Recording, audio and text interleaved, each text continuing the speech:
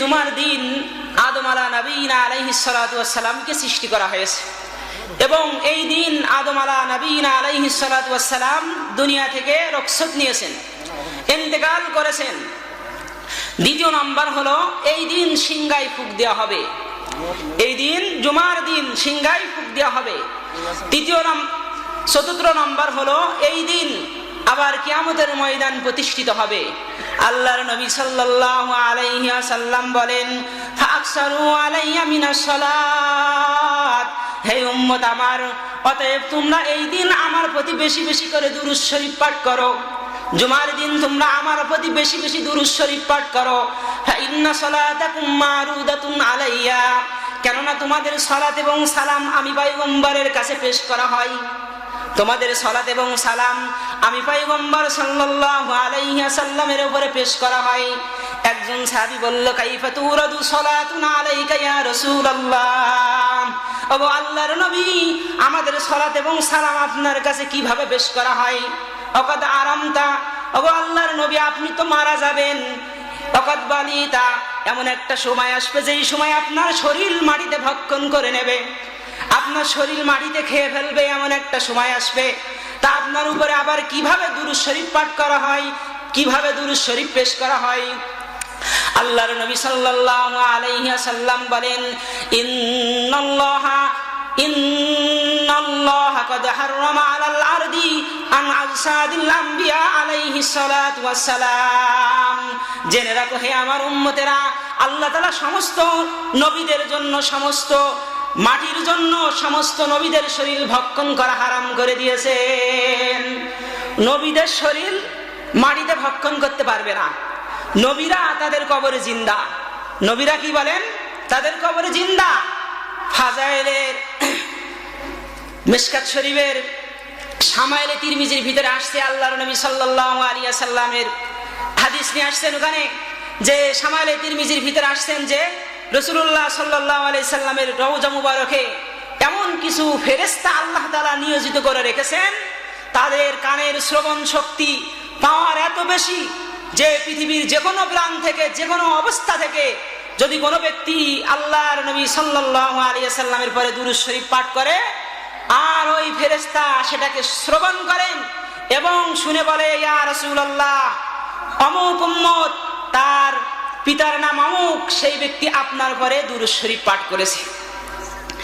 এই দুরূদ শরীফ রাসূলুল্লাহ সাল্লাল্লাহু আলাইহি সাল্লামের কাছে পেশ করা হয়।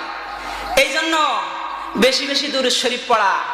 এক হাদিসের ভিতরে আসছে, যেই ব্যক্তি বেশি বেশি করে দুরূদ শরীফ পড়বে, আল্লাহুম্মা সাল্লি আলা রূহি মুহাম্মাদিন ফিল আরওয়াহ ওয়া সাল্লি আলা জাসাদি মুহাম্মাদিন ফিল আজসাদ ওয়া সাল্লি আলা কবরি মুহাম্মাদিন ফিল কুবুর।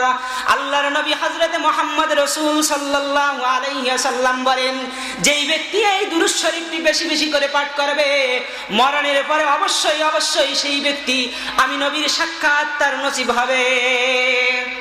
রাসূলুল্লাহ সাল্লাল্লাহু আলাইহি সাল্লামের জিয়ারত নসিব হবে। স্বপ্নে যুগে যেই ব্যক্তি রাসূলুল্লাহ সাল্লাল্লাহু আলাইহি সাল্লামকে দেখবে, তার জন্য জাহান্নামের আগুন হারাম।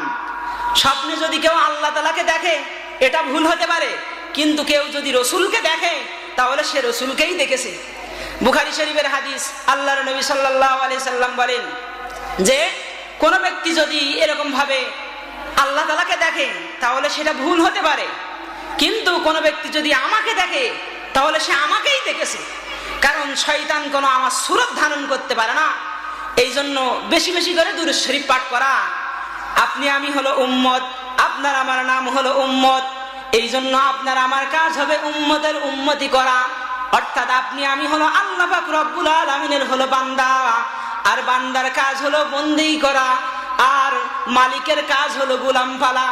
আল্লাহ পাক রব্বুল আলামিন বলেন, ইয়া আইয়ুহাল্লাযীনা আমানু হাল আদুল্লুকুম আলা তিজারাতিন তুনজিকুম মিন আযাবিন আলীম।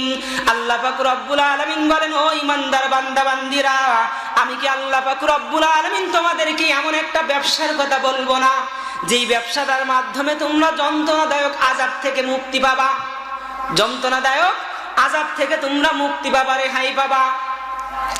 তুনজিকুম মিন আযাবিন আলীম তুমিনুনা বিল্লাহি ওয়া রাসূলিহি। এক নাম্বার হলো তোমরা আল্লাহর প্রতি ঈমান আনবা এবং রাসূলের প্রতি ঈমান আনবা।